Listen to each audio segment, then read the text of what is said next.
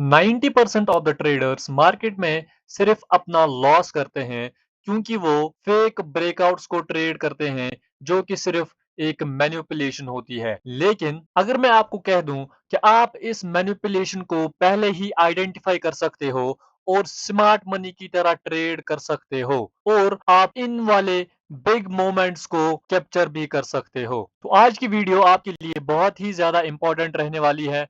तो इस वीडियो को पूरा देखना। और अगर आपने अभी तक हमारा टेलीग्राम चैनल ज्वाइन नहीं किया है तो आप हमारा टेलीग्राम चैनल भी ज्वाइन कर सकते हो जहां पर हम अपने ट्रेड्स को शेयर करते हैं। तो लिंक मैं डिस्क्रिप्शन में दे दूंगा। तो चलिए शुरू करते हैं। तो आज की इस वीडियो में हम सीखने वाले हैं candle range theory. Candle range theory जो कि आईसीटी का एक पॉपुलर कंसेप्ट है। तो ये सिंपली कहता है कि every candle on the chart represent a range. अब इसका क्या मतलब है, मान लीजिए हमारे पास एक कैंडल है, 1 आवर का हमारे पास यहाँ पर एक कैंडल है। मैं यहाँ पर इसके हाई पॉइंट को मार्क करता हूँ और इसी वाले कैंडल के लो पॉइंट को मैं यहाँ पर मार्क कर देता हूँ। तो अगर आप इसी सेम कैंडल को लोअर टाइम फ्रेम्स पर देखोगे, अब 1 आवर का जो काउंटर टाइम फ्रेम होता है वो रहता है हमारे पास 15 मिनट्स या रहता है 5 मिनट्स। तो यहाँ पर अगर हम इन दो टाइम फ्रेम्स पर इसी सेम कैंडल को देखें तो यहाँ पर हमारे पास एक कैंडलों की रेंज आ जाती है।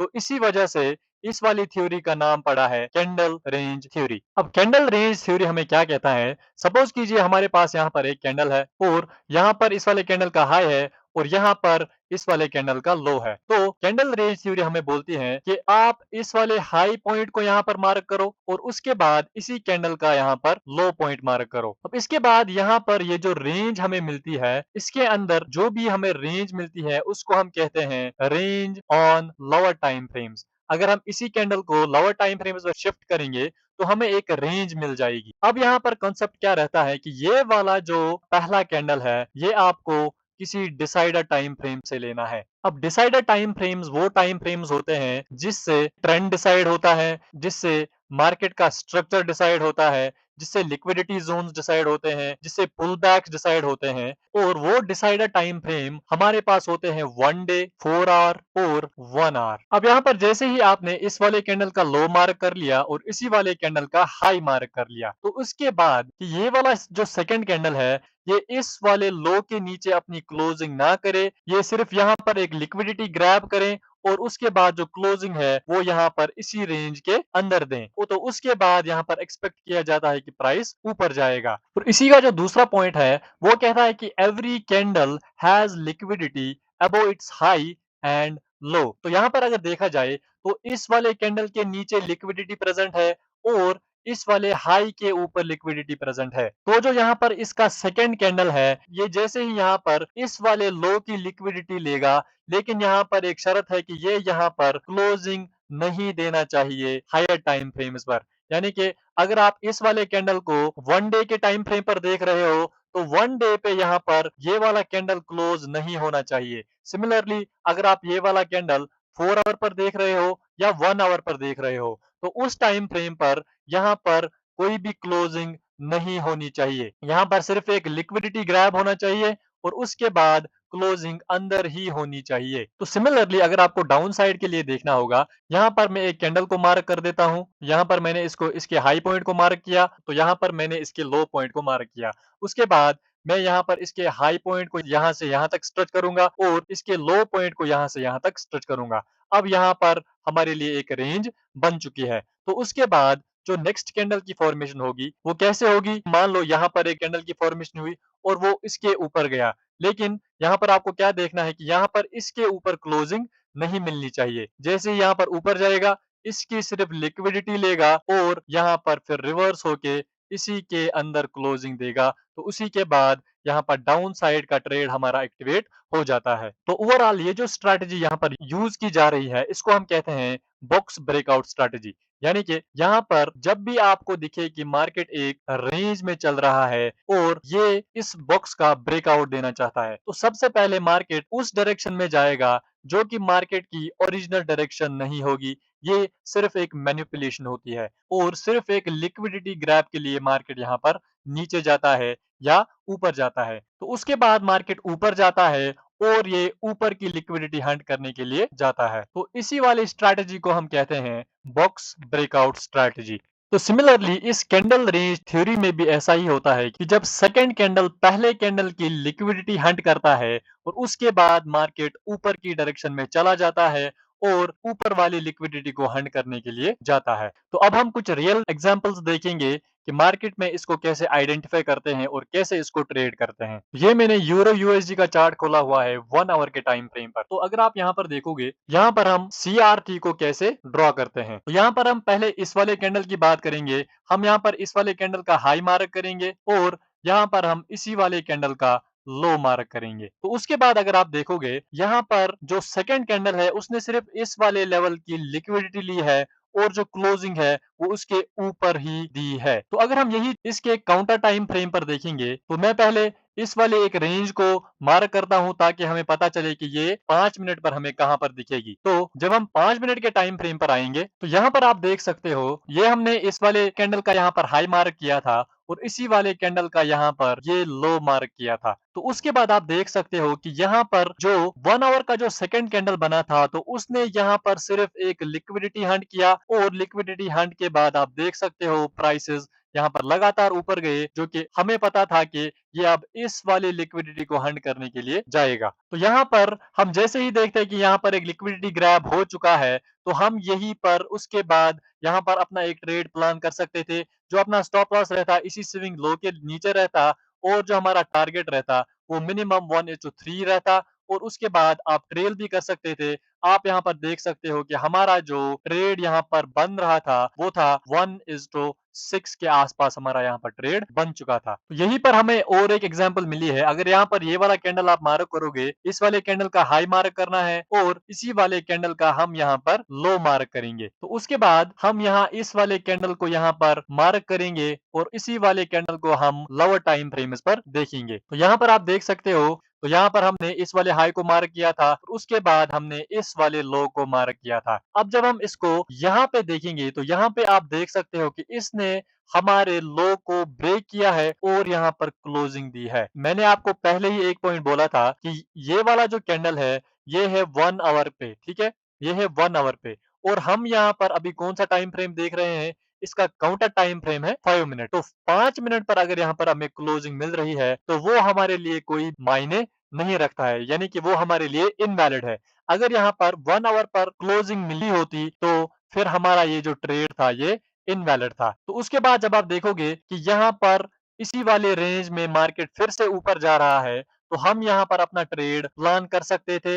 हमारा ट्रेड इस वाले कैंडल पर एग्जीक्यूट होता था, इसके नीचे अपना स्टॉप लॉस रहता और हमारा जो टारगेट रहता है वो मिनिमम इस वाली लेवल के ऊपर रहता है, क्योंकि हमें इसी वाली लेवल की लिक्विडिटी जो है वो हंट करनी होती है। तो उसके बाद आप यहाँ पर देख सकते हो कि मार्केट इजीली इस वाले लेवल तक गया है। तो इस वाले ट्रेड में हमें 1:3.47 का ट्रेड देखने को मिला है। तो सिंपल सी बात है, कैंडल रेंज थ्योरी एक बॉक्स ब्रेकआउट स्ट्रैटेजी है। तो जैसे ही आपको दिखे कि यहाँ पर मार्केट एक साइडवेज मार्केट में घूम रहा है और आप उस पे एक बॉक्स ड्रा कर सकते हो। उसके बाद अगर आपको दिखे यहाँ पर मार्केट नीचे की साइड जा रहा है और उसके बाद अगर ऊपर जाएगा, इसी बॉक्स में ऊपर जाएगा, तो आपका यहाँ पर एक ट्रेड एग्जीक्यूट हो जाता है। जो इसमें आपका मिनिमम टारगेट रहेगा वो इस वाले लेवल के ऊपर रहेगा, क्योंकि यहाँ पर लिक्विडिटी प्रेजेंट होती है। तो अब कैंडल रेंज थ्योरी को और डिटेल में समझने के लिए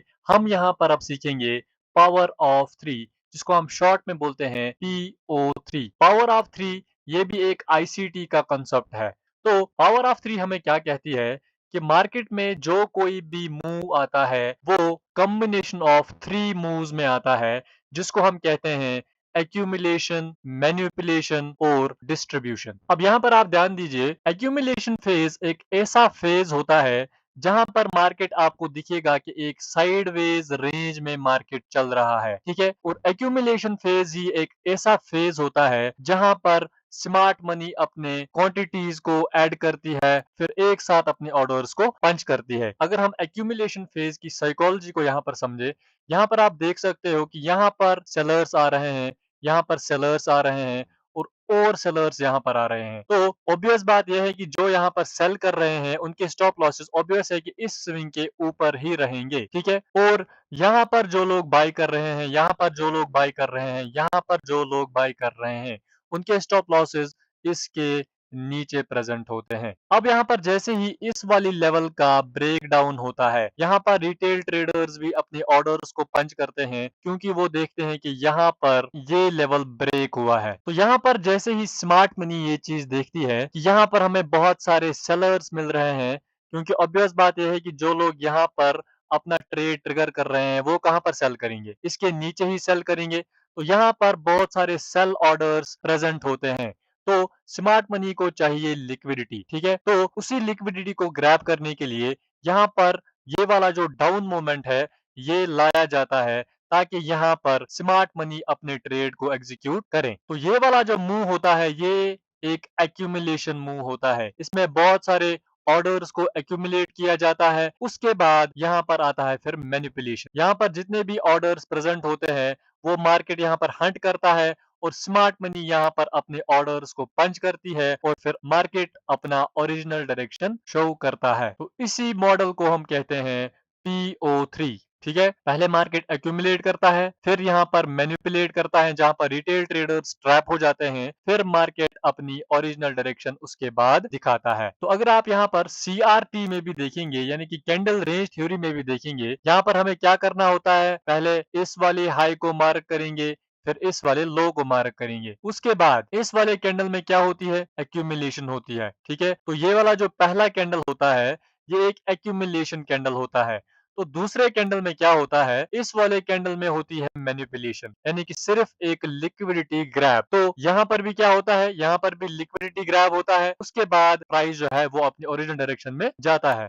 तो यहाँ पर भी अगर आप देखोगे, यहाँ पर जो सेकंड कैंडल है वो इस वाली कैंडल की लिक्विडिटी लेता है और उसके बाद क्लोज इसी के अंदर वापस होता है। तो हमें यहाँ पर समझ जाना है कि यहाँ पर ये वाला सिर्फ एक लिक्विडिटी स्वीप हुआ है और यहाँ पर हमारी एक बाइंग पोजीशन एक्टिवेट हो जाती है। तो उसके बाद इसके थर्ड कैंडल पे एक डिस्ट्रीब्यूशन आता है। तो यहाँ पर अगर आप देखोगे, ये मैंने यूरो यूएसडी का चार्ट खोला है 30 मिनट्स के टाइम फ्रेम पर। तो यहाँ पर अगर आप देखोगे प्राइस ने यहाँ पर एक एक्यूमुलेशन की है यानी कि प्राइस इस बॉक्स में ट्रेड कर रहा है। उसके बाद अगर आप देखोगे यहाँ पर इस वाले बॉक्स का ब्रेकआउट हुआ है, ठीक है। तो यहाँ पर बहुत सारे रिटेल ट्रेडर्स ने सेल किया होगा। उसके बाद अगर आप देखोगे ये वाला जो मैनिपुलेशन लेग बना है, उसके बाद प्राइस जो ही इस वाले बॉक्स में वापस आए हैं तो हमारा ट्रेड यहाँ पर क्या होता है, एग्जीक्यूट हो जाता है।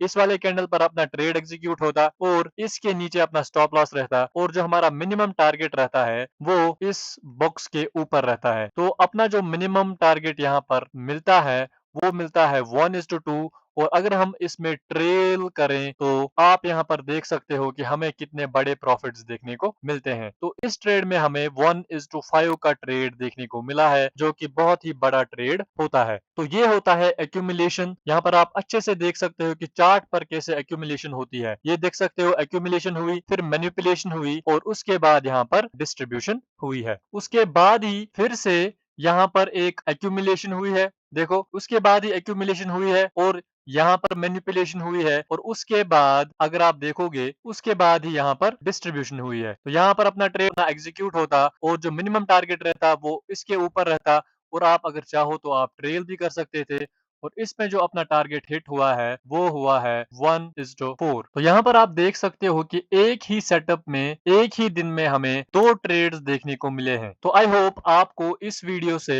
थोड़ी बहुत इंफॉर्मेशन मिली हो कि कैंडल रेंज थ्योरी को हम कैसे देखते हैं और इसको कैसे ट्रेड करते हैं और उसके साथ साथ हम PO3 को कैसे ट्रेड करते हैं और कैसे हम रियल चार्ट्स पर इसको एग्जीक्यूट करते हैं। तो अगर आप चाहते हैं कि हम इस पर और एक एडवांस वीडियो लाएं तो आप कमेंट में लिख सकते हो CRT प्लस PO3 प्लस हम इसमें डाउ थ्योरी का यूज भी कर सकते हैं। तो कमेंट सेक्शन में कमेंट जरूर करना ताकि हम आपके लिए और भी पावरफुल वीडियो लाएं। तो इस वीडियो को मैं आपको सजेस्ट करूंगा कि इस वीडियो को बार बार देखिए, इसको बैक टेस्ट कीजिए और उसके बाद ही आप इसको एग्जीक्यूट करें। तो अगर वीडियो अच्छा लगा हो तो वीडियो को लाइक और चैनल को सब्सक्राइब जरूर करना। मिलते हैं अगले वीडियो में।